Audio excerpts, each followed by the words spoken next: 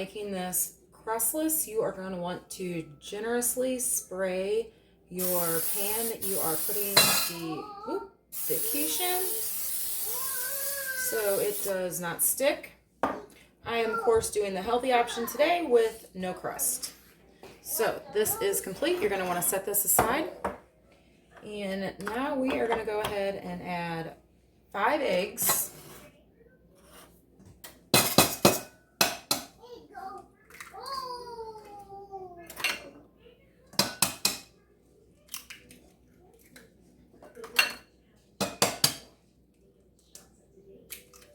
These eggs are actually compliments of Miss Wendy at Willow Way Ranch.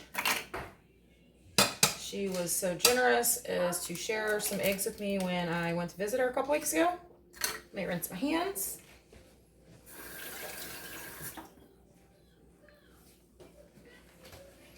And you're going to want to now season the eggs with a little bit of salt and pepper. Now I will link the recipe down below. I typically don't always follow the recipe to the T. All right, now also add 1 cup of milk. This was a 1/2 cup.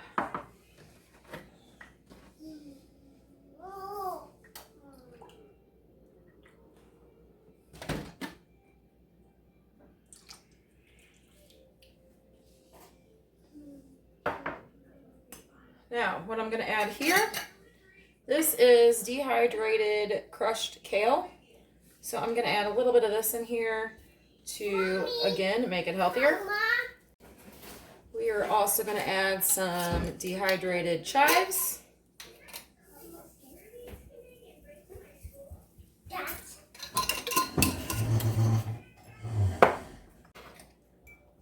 Now we're going to add some dried basil. The recipe calls for fresh basil.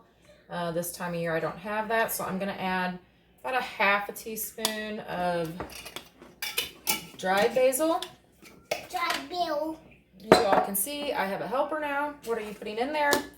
No more salt, please. Mommy already put salt in there, so we're going to have some extra salty quiche. That's all right. It's supposed to be healthy, buddy. Some dehydrated green onions. You're not going to like that if you eat those raw or dehydrated like this. Peas. What we are going to do, we are going to mix this up.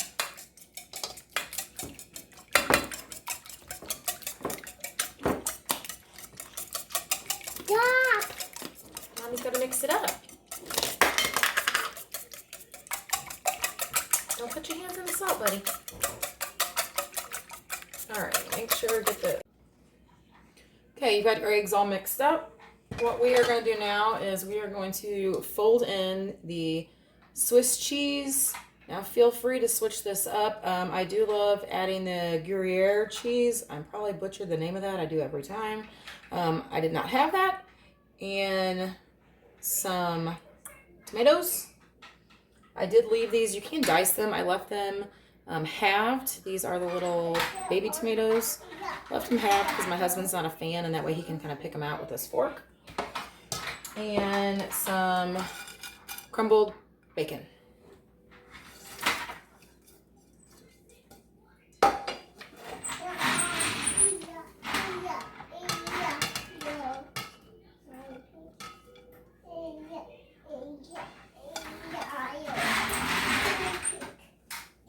All right, and now we are going to gently give this a stir. Sorry for the background noise. All right, this already just looks so pretty already. Okay, so now we are going to gently pour this into our pan. And now, as you can see, you're going to probably have to, and it does say this on the recipe too, you kind of are going to have to move the stuff around a little bit. You know, if all your tomatoes went to one side or all your cheese went to one side. I'm not exactly sure what my problem is going to be yet. I'm hungry. Tomato.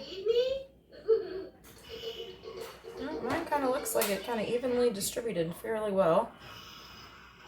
All right, so we are going to bake this. The oven is preheated to 350 degrees. We are going to bake this for about 45 to 50 minutes. Just depends on your oven. It may actually take an hour. You just want to watch it, and when you'll know when it's done. It's going to look so yummy. So let's get this in the oven. Looks so good. Smells wonderful. And we are gonna let this sit, and yeah, it's done. It's done. It's gotta sit and cool though. We are gonna let, yeah, we can eat it, but it's gotta cool. We are gonna let this sit and cool before I cut into it. But I believe this is a winner.